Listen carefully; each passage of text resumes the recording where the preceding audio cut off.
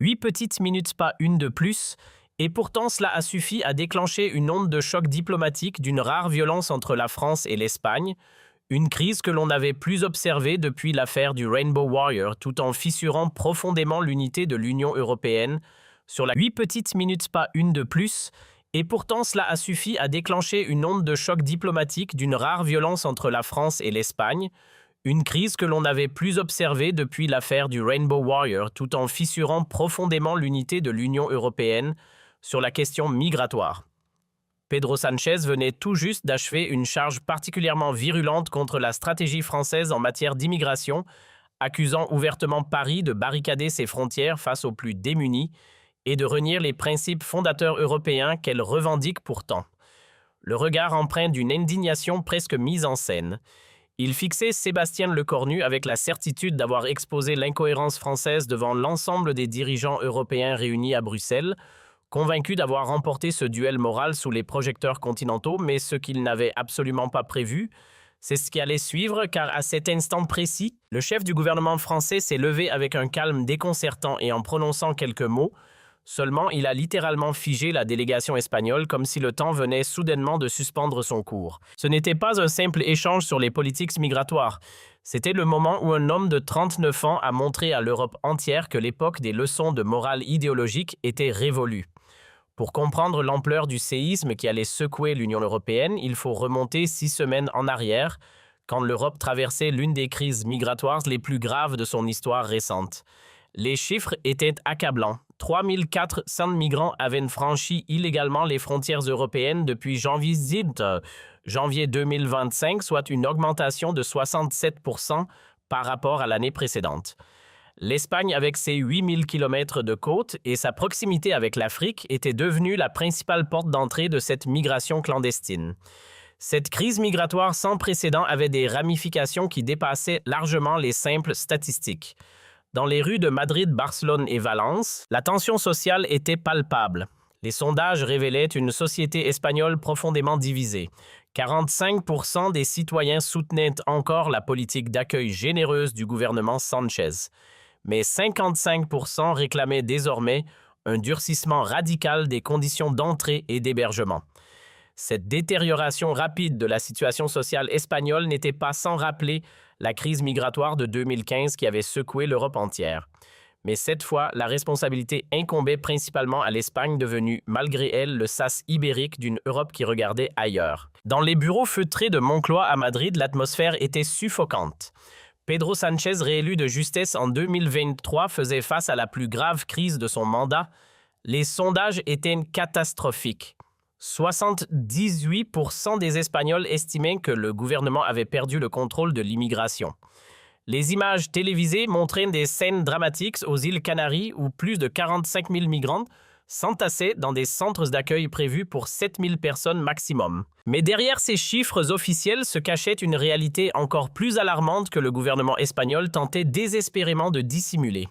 Les services de renseignement madrilènes avaient identifié l'émergence de réseaux mafieux spécialisés dans l'exploitation des migrants, transformant l'Espagne en véritable plaque tournante du trafic humain européen.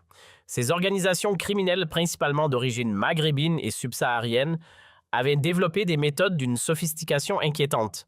Le rapport confidentiel du Centro Nacional de Inteligencia, CNI, transmis à Sánchez en octobre 2025, détaillait avec une précision glaçante l'industrialisation de l'immigration clandestine. Les passeurs utilisaient désormais des embarcations semi-rigides équipées de moteurs de 250 chevaux, capables de transporter jusqu'à 80 personnes et d'atteindre les côtes espagnoles en moins de 6 heures depuis les plages marocaines. Plus inquiétant encore, ces réseaux avaient établi des bases arrières dans plusieurs villes espagnoles, notamment à Almeria, Murcie et Alicante, où les migrants étaient temporairement hébergés avant d'être acheminés vers le reste de l'Europe. Monsieur le Président, avait dit le général José Manuel Santiago, directeur du CNI, lors d'un briefing top secret à Moncloa, nous assistons à une professionnalisation sans précédent des filières migratoires.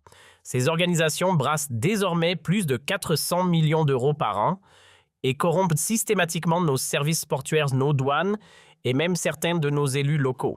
Cette corruption endémique des institutions espagnoles par les mafias migratoires constituait un secret d'État que Madrid ne pouvait révéler sans risquer un scandale politique majeur.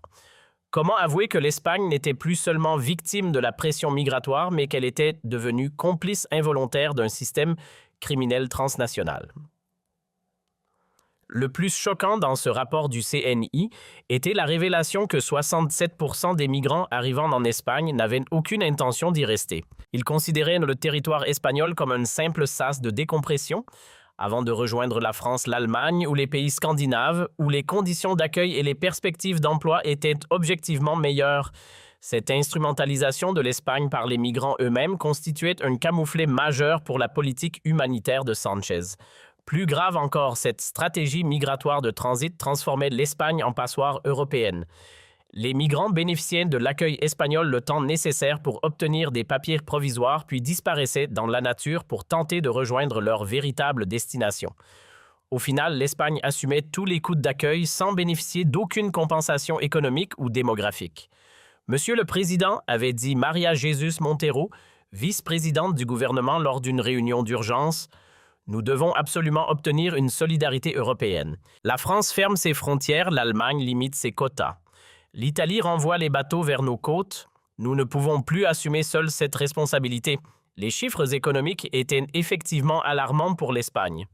Le coût de gestion des migrants avait explosé 4,2 milliards d'euros dépensés en 2025, soit 0,3% du produit intérieur brut. Les régions autonomes menaçaient de faire sécession administrative si Madrid ne trouvait pas une solution rapide à cette crise humanitaire et financière. Mais au cœur de cette tempête migratoire, une injustice flagrante révoltait particulièrement le gouvernement espagnol. Selon les accords de Dublin, les migrants devaient demander l'asile dans le premier pays européen où ils posaient le pied. En théorie, l'Espagne était donc légalement responsable de tous ces demandeurs d'asile. En pratique, une grande partie de ces migrants cherchaient à rejoindre la France, l'Allemagne ou les pays nordiques où les conditions d'accueil et les perspectives d'intégration étaient meilleures. Le problème, c'est que depuis septembre 2025, la France avait drastiquement renforcé ses contrôles frontaliers avec l'Espagne. Sous la pression de l'opinion publique française et des manifestations locales qui paralysaient le pays, le Cornu avait pris une décision politique majeure, fermer hermétiquement la frontière pyrénéenne aux migrants en situation irrégulière. Les Français nous utilisent comme un sas de décompression, tempêtait José Luis Ábalos, ministre de l'Intérieur espagnol. Ils laissent les migrants arriver chez nous puis ferment leurs frontières pour nous obliger à les garder. C'est de l'égoïsme pur et simple. Alors ici, c'est ce qu'on le dit, cette stratégie française de refoulement déguisé était d'autant plus choquante qu'elle violait l'esprit de solidarité européenne. Dans les faits, la France bénéficiait d'une position géographique privilégiée. Protégée au sud par les Pyrénées et l'Espagne à l'est par les Alpes et l'Italie, elle pouvait se permettre de 8 petites minutes, pas une de plus, et pourtant cela a suffi à déclencher une onde de choc diplomatique d'une 8 petites minutes, pas une de plus, et pourtant cela a suffi à déclencher une onde de choc diplomatique d'une rare violence entre la France et l'Espagne, une crise que l'on n'avait plus observée depuis l'affaire du Rainbow Warrior, tout en fissurant profondément l'unité de l'Union européenne sur la question migratoire. Pedro Sánchez venait tout juste d'achever une charge particulièrement virulente contre la stratégie française en matière d'immigration, accusant ouvertement Paris de barricader ses frontières face aux plus démunis et de renier les principes fondateurs européens qu'elle revendique pourtant. Le regard empreint d'une indignation presque mise en scène. Il fixait Sébastien Lecornu avec la certitude d'avoir exposé l'incohérence française devant l'ensemble des dirigeants européens réunis à Bruxelles, convaincu d'avoir remporté ce duel moral sous les projecteurs continentaux, mais ce qu'il n'avait absolument pas prévu, c'est ce qui allait suivre, car à cet instant précis, le chef du gouvernement français s'est levé avec un calme déconcertant et en prononçant quelques mots. Seulement, il a littéralement figé la délégation espagnole comme si le temps venait soudainement de suspendre son cours. Ce n'était pas un simple échange sur les politiques migratoires. C'était le moment où un homme de 39 ans a montré à l'Europe entière que l'époque des leçons de morale idéologique était révolue. Pour comprendre l'ampleur du séisme qui allait secouer l'Union européenne, il faut remonter 6 semaines en arrière, quand l'Europe traversait l'une des crises migratoires les plus graves de son histoire récente. Les chiffres étaient accablants. 3400 migrants avaient franchi illégalement les frontières européennes depuis janvier 2025, soit une augmentation de 67% par rapport à l'année précédente. L'Espagne, avec ses 8000 km de côte et sa proximité avec l'Afrique, était devenue la principale porte d'entrée de cette migration clandestine. Cette crise migratoire sans précédent avait des ramifications qui dépassaient largement les simples statistiques. Dans les rues de Madrid, Barcelone et Valence, la tension sociale était palpable. Les sondages révélaient une société espagnole profondément divisée. 45% des citoyens soutenaient encore la politique d'accueil généreuse du gouvernement Sánchez.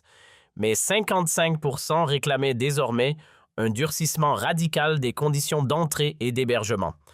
Cette détérioration rapide de la situation sociale espagnole n'était pas sans rappeler la crise migratoire de 2015 qui avait secoué l'Europe entière. Mais cette fois, la responsabilité incombait principalement à l'Espagne, devenue malgré elle le sas ibérique d'une Europe qui regardait ailleurs. Dans les bureaux feutrés de Moncloa à Madrid, l'atmosphère était suffocante. Pedro Sánchez, réélu de justesse en 2023, faisait face à la plus grave crise de son mandat. Les sondages étaient catastrophiques. 78% des Espagnols estimaient que le gouvernement avait perdu le contrôle de l'immigration. Les images télévisées montraient des scènes dramatiques aux îles Canaries où plus de 45 000 migrants s'entassaient dans des centres d'accueil prévus pour 7 000 personnes maximum. Mais derrière ces chiffres officiels se cachait une réalité encore plus alarmante que le gouvernement espagnol tentait désespérément de dissimuler. Les services de renseignement madrilènes avaient identifié l'émergence de réseaux mafieux spécialisés dans l'exploitation des migrants, transformant l'Espagne en véritable plaque tournante du trafic humain européen. Ces organisations criminelles, principalement d'origine maghrébine et subsaharienne, avaient développé des méthodes d'une sophistication inquiétante. Le rapport confidentiel du Centro Nacional de Inteligencia, CNI, transmis à Sánchez en octobre 2025, détaillait avec une précision glaçante l'industrialisation de l'immigration clandestine. Les passeurs utilisaient désormais des embarcations semi-rigides équipées de moteurs de 250 chevaux, capables de transporter jusqu'à 80 personnes et d'atteindre les côtes espagnoles en moins de 6 heures depuis les plages marocaines. Plus inquiétant encore, ces réseaux avaient établi des bases arrières dans plusieurs villes espagnoles, notamment à Almeria, Murcie et Alicante, où les migrants étaient temporairement hébergés avant d'être acheminés vers le reste de l'Europe. Monsieur le Président, avait dit le général José Manuel Santiago, directeur du CNI, lors d'un briefing top secret à Moncloa, nous assistons à une professionnalisation sans précédent des filières migratoires. Ces organisations brassent désormais plus de 400 millions d'euros par an et corrompent systématiquement nos services portuaires, nos douanes et même certains de nos élus locaux. Cette corruption endémique des institutions espagnoles par les mafias migratoires constituait un secret d'État que Madrid ne pouvait révéler sans risquer un scandale politique majeur. Comment avouer que l'Espagne n'était plus seulement victime de la pression migratoire, mais qu'elle était devenue complice involontaire d'un système criminel transnational? Le plus choquant dans ce rapport du CNI était la révélation que 67% des migrants arrivant en Espagne n'avaient aucune intention d'y rester. Ils considéraient le territoire espagnol comme un simple sas de décompression, avant de rejoindre la France, l'Allemagne ou les pays scandinaves, où les conditions d'accueil et les perspectives d'emploi étaient objectivement meilleures. Cette instrumentalisation de l'Espagne par les migrants eux-mêmes constituait un camouflet majeur pour la politique humanitaire de Sánchez. Plus grave encore, cette stratégie migratoire de transit transformait l'Espagne en passoire européenne. Les migrants bénéficiaient de l'accueil espagnol le temps nécessaire pour obtenir des papiers provisoires, puis disparaissaient dans la nature pour tenter de rejoindre leur véritable destination. Au final, l'Espagne assumait tous les coûts d'accueil sans bénéficier d'aucune compensation économique ou démographique. Monsieur le Président, avait dit María Jesús Montero, vice-présidente du gouvernement lors d'une réunion d'urgence, nous devons absolument obtenir une solidarité européenne. La France ferme ses frontières, l'Allemagne limite ses quotas. L'Italie renvoie les bateaux vers nos côtes. Nous ne pouvons plus assumer seuls cette responsabilité. Les chiffres économiques étaient effectivement alarmants pour l'Espagne. Le coût de gestion des migrants avait explosé 4,2 milliards d'euros dépensés en 2025, soit 0,3% du produit intérieur brut. Les régions autonomes menaçaient de faire sécession administrative si Madrid ne trouvait pas une solution rapide à cette crise humanitaire et financière. Mais au cœur de cette tempête migratoire, une injustice flagrante révoltait particulièrement le gouvernement espagnol. Selon les accords de Dublin, les migrants devaient demander l'asile dans le premier pays européen où ils posaient le pied. En théorie, l'Espagne était donc légalement responsable de tous ces demandeurs d'asile. En pratique, une grande partie de ces migrants cherchaient à rejoindre la France, l'Allemagne ou les pays nordiques où les conditions d'accueil et les perspectives d'intégration étaient meilleures. Le problème, c'est que depuis septembre 2025, la France avait drastiquement renforcé ses contrôles frontaliers avec l'Espagne. Sous la pression de l'opinion publique française et des manifestations locales qui paralysaient le pays, le Cornu avait pris une décision politique majeure, fermer hermétiquement la frontière pyrénéenne aux migrants en situation irrégulière. Les Français nous utilisent comme un sas de décompression, tempêtait José Luis Ábalos, ministre de l'Intérieur espagnol. Ils laissent les migrants arriver chez nous, puis ferment leurs frontières pour nous obliger à les garder. C'est de l'égoïsme pur et simple. Alors, ce qu'on le dit, cette stratégie française de refoulement déguisé était d'autant plus choquante qu'elle violait l'esprit de solidarité européenne. Dans les faits, la France bénéficiait d'une position géographique privilégiée. Protégée au sud par les Pyrénées et l'Espagne à l'est par les Alpes et l'Italie, elle pouvait se permettre de jouer les bons élèves européens tout en repoussant le fardeau migratoire sur ses voisins du sud. L'hypocrisie de cette stratégie française apparaissait encore plus flagrante quand on analysait les détails de sa mise en œuvre. Depuis septembre 2025, Paris avait discrètement rétabli des contrôles systématiques aux postes frontières de Hendaye-Cerbère et le Pertu. Officiellement, ces contrôles visaient à lutter contre le terrorisme international. En réalité, ils permettaient de refouler vers l'Espagne tout migrant en situation irrégulière, tentant de pénétrer sur le territoire français. L'efficacité redoutable de ce système français se mesurait dans les statistiques que Madrid tentait désespérément de dissimuler. En 2024, avant la mise en place du projet Vigile, environ 140 000 migrants arrivés en Espagne avaient réussi à rejoindre la France. En 2025, ce chiffre était tombé à moins de 8 000. Cette chute spectaculaire signifiait que plus de 130 000 personnes supplémentaires restaient bloquées sur le territoire espagnol contre leur volonté.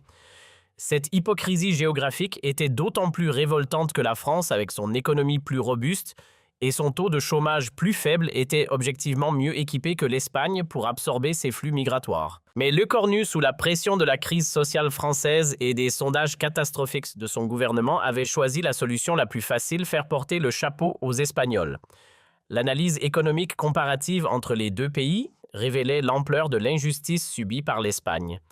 Avec un produit intérieur brut par habitant de 48 250 € contre 29 600 € pour l'Espagne, la France disposait d'une capacité d'absorption financière supérieure. Le taux de chômage français, 7,2%, est également significativement inférieur à celui de l'Espagne, 12,1%, offrant théoriquement de meilleures perspectives d'intégration professionnelle aux migrants.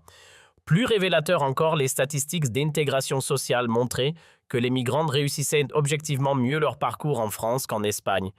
Selon une étude comparative de l'OCDE, 77% des migrants installés en France depuis plus de 5 ans avaient trouvé un emploi stable contre seulement 40% en Espagne. Ces chiffres démontraient que le refus français d'accueillir davantage de migrants relevait davantage de calculs électoraux que de contraintes objectives. La réalité de terrain confirmait cette analyse macroéconomique. Dans les banlieues françaises, malgré les difficultés sociales bien connues, l'intégration des populations d'origine immigrée suivait un processus historique éprouvé. La France disposait d'un appareil administratif, éducatif et social rodé pour absorber et intégrer les nouveaux arrivants. L'Espagne, en revanche, découvrait brutalement les défis de l'immigration massive sans avoir développé les outils institutionnels nécessaires. Ces différences de capacité institutionnelle se reflétaient dans les budgets consacrés aux politiques d'intégration. La France dépensait annuellement 340 € par habitant pour ses programmes d'accueil et d'intégration. Contre seulement cette faiblesse des moyens espagnols expliquait en partie l'attractivité limitée du pays pour les migrants de transit. Les tensions avaient atteint leur paroxysme début novembre 2025, quand les autorités françaises avaient refoulé 3 400 migrants vers l'Espagne en une seule semaine, invoquant l'application stricte des accords de Schengen. Ces refoulements s'accompagnaient de contrôles policiers systématiques dans les gares et les aéroports français, créant une situation de quasi-fermeture de frontières contraire aux traités européens. « C'est inadmissible », avait déclaré Sanchez lors d'une conférence de presse explosive à Madrid. La France viole l'esprit européen en pratiquant un égoïsme national qui rejette sur l'Espagne des responsabilités qui devraient être partagées. Nous allons porter cette affaire devant la Commission européenne et exiger des sanctions contre Paris. Cette menace espagnole de recours juridique européen avait considérablement agacé l'Élysée et Matignon. Dans l'entourage de Lecornu, on parlait de chantage ibérique et de victimisation espagnole. La France, empêtrée dans sa propre crise sociale, n'avait aucune envie de se voir imposer des quotas migratoires supplémentaires par Bruxelles, sous la pression de Madrid. C'est dans ce contexte explosif que s'ouvrait le sommet européen de Bruxelles des 15-16 novembre 2025, officiellement consacré aux défis migratoires et à la solidarité européenne. Officieusement, tout le monde savait que ce sommet serait l'occasion d'un règlement de compte entre Paris et Madrid sur la question migratoire. Pedro Sánchez est arrivé à Bruxelles avec un dossier d'accusation méticuleux contre la politique française. Son équipe avait compilé toutes les preuves des refoulements illégaux français, documenté les violations des accords de Schengen, chiffré les coûts disproportionnés imposés à l'Espagne par l'égoïsme français. L'objectif était clair, isoler diplomatiquement la France et forcer Lecornu à accepter un mécanisme contraignant de répartition des migrants. Cette préparation espagnole avait mobilisé les meilleurs experts madrilènes en droit européen et en politique migratoire. Teresa Ribera, vice-présidente du gouvernement et ministre de la Transition écologique, avait coordonné un groupe de travail incluant des juristes de l'Université Complutense, des économistes de l'EE Business School et des spécialistes en relations internationales du Real Instituto Elcano. Leur mission, construire un dossier d'accusation juridiquement irréfutable contre la France. Le document final baptisé rapport Salaman du nom de son coordinateur principal Miguel Salaman. Ancien juge à la Cour européenne des droits de l'homme, faisait 337 pages de preuves accablantes. Il documentait précisément 47 cas de refoulements illégaux opérés par les autorités françaises entre septembre et novembre 2025 en violation flagrante des articles 3 et 13 de la Convention européenne des droits de l'homme. Plus technique, mais tout aussi dévastateur, le rapport espagnol analysait l'impact économique du dumping migratoire français sur l'économie ibérique. Les économistes madrilènes avaient calculé que les refoulements de Français coûtaient à l'Espagne 47 millions d'euros supplémentaires par an en frais d'hébergement, de santé et d'administration.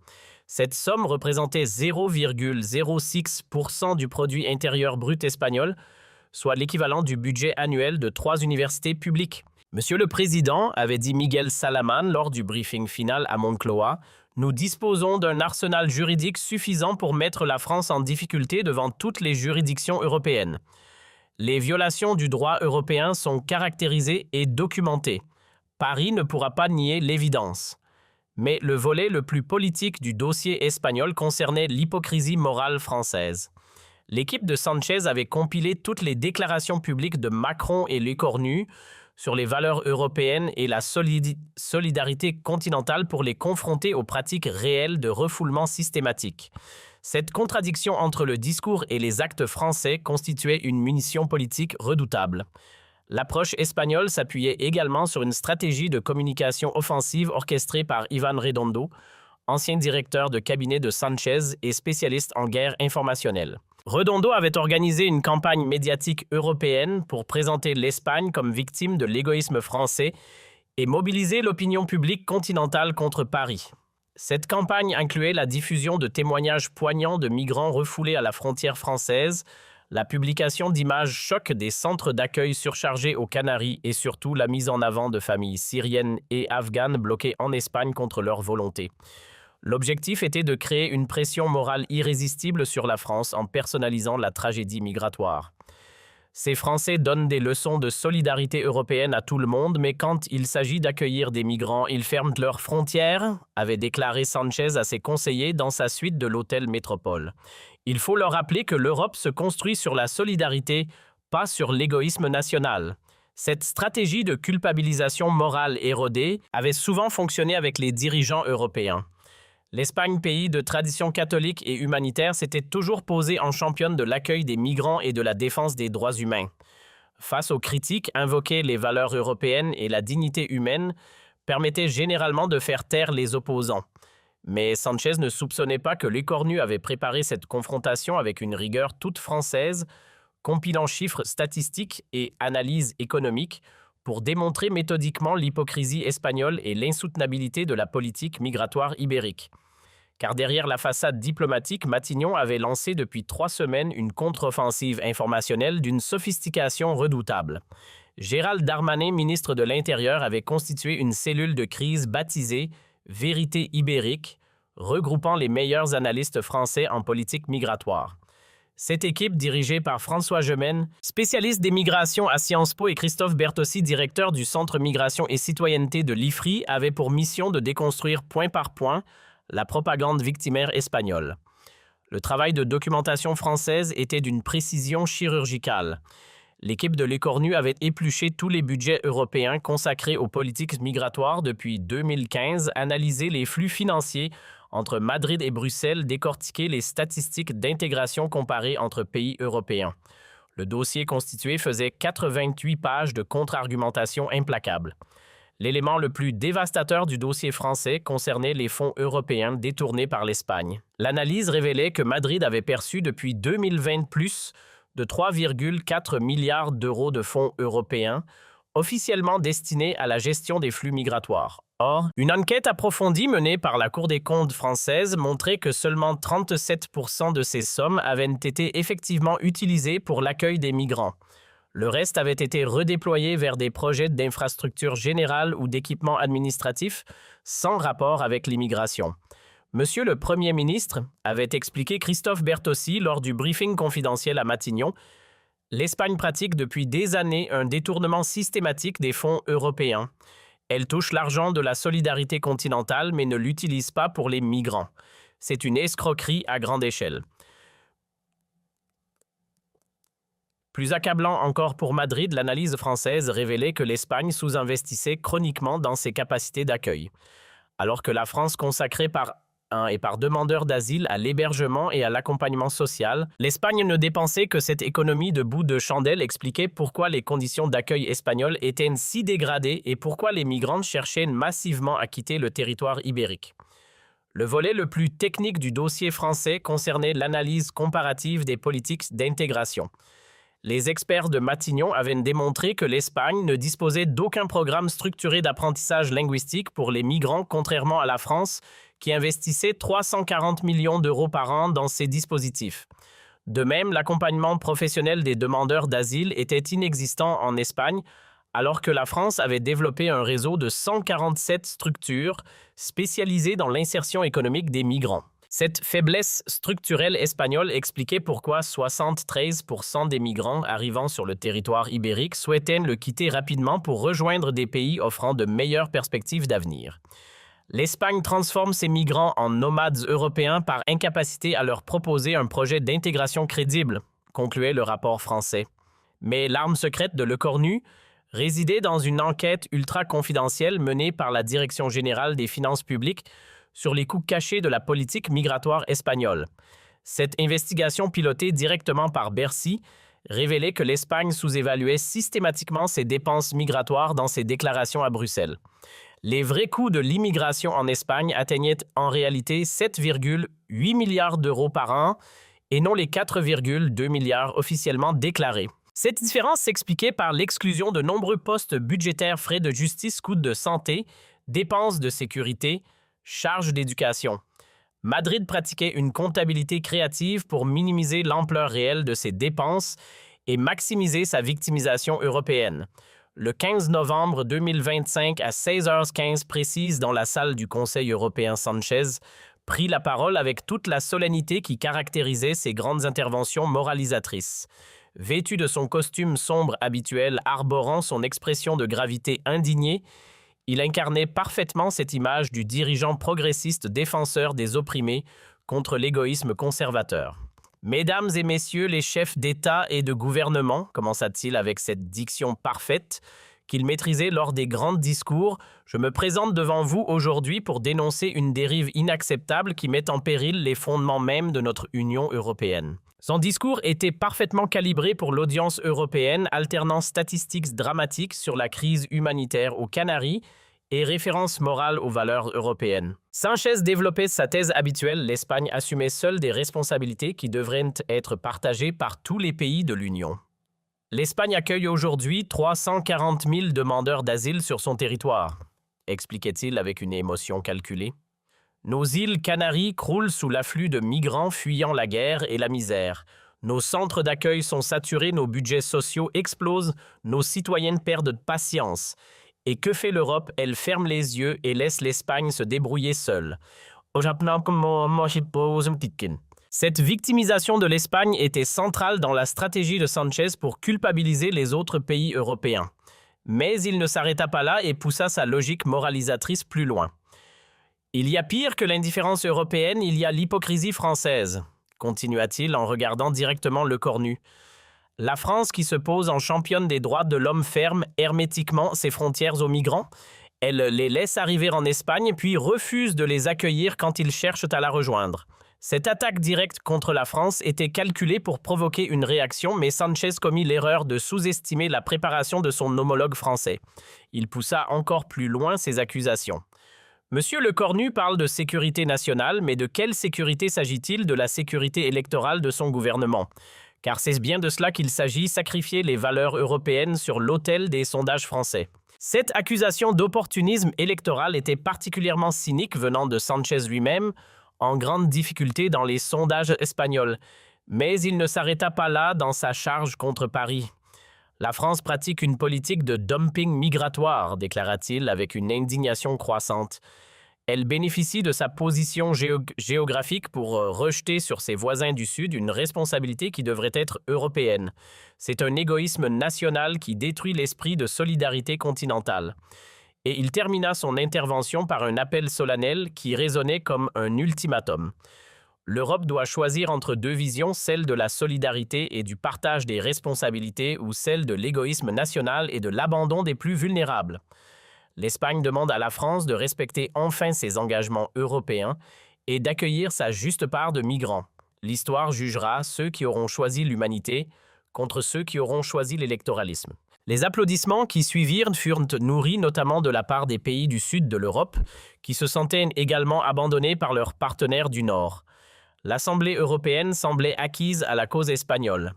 Tous les regards se tournèrent vers Le Cornu quand il demanda calmement à prendre la parole.